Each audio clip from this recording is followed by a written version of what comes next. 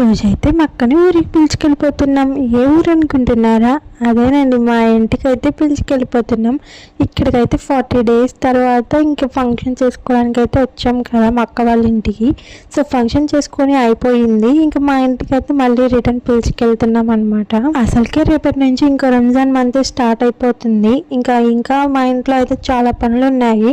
So ఇంకా మేమైతే ఈరోజు అమావాస్య అని చెప్పేసి ఇంకా ఈవినింగ్ వరకు వెయిట్ చేసి ఈవినింగ్ నుంచి అయితే ఇంకా మా అక్కని మా బాబుని అయితే పిలుచుకెళ్తున్నాం మా ఇంటికి. మేము వచ్చిన రూట్ అయితే మీకు ఎవరికైనా ఐడియా ఉంటే కామెంట్ సెక్షన్లో కామెంట్ చేయండి.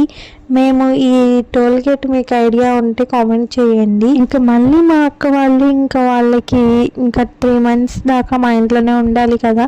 సో వాళ్ళ ఇష్టం, 3 months ఉంటారు, 5 months ఉంటారు. మా బాబుకి అయితే అసలు జర్నీ అంటే చాలా ఇష్టం అండి. ఎందుకంటే జర్నీ చేసేటప్పుడు అయితే తెగ నిద్రపోతున్నాడు మా బాబు అయితే. అసలు ఏడవట్లేదు, లెగవట్లేదు కూడా, అంత నిద్రపోతున్నాడు అనమాట. మా అక్క ప్రెగ్నెంట్ అయిన కాడ నుంచి ఇంతవరకు కూడా మాకు అటు ఇటు జర్నీ చేయడమే సరిపోతుందండి. సో అటు ఇటు ఉరకడమే సరిపోతుంది నాకు మా అమ్మకి అయితే. మా అక్క దగ్గరికి ఇంటికి, మా అక్క దగ్గరికి ఇంటికి. మా బాబు అయితే ఇంకా నాకు మా చెల్లికి అయితే చాలా బాగా అలవాటైపోయాడండి.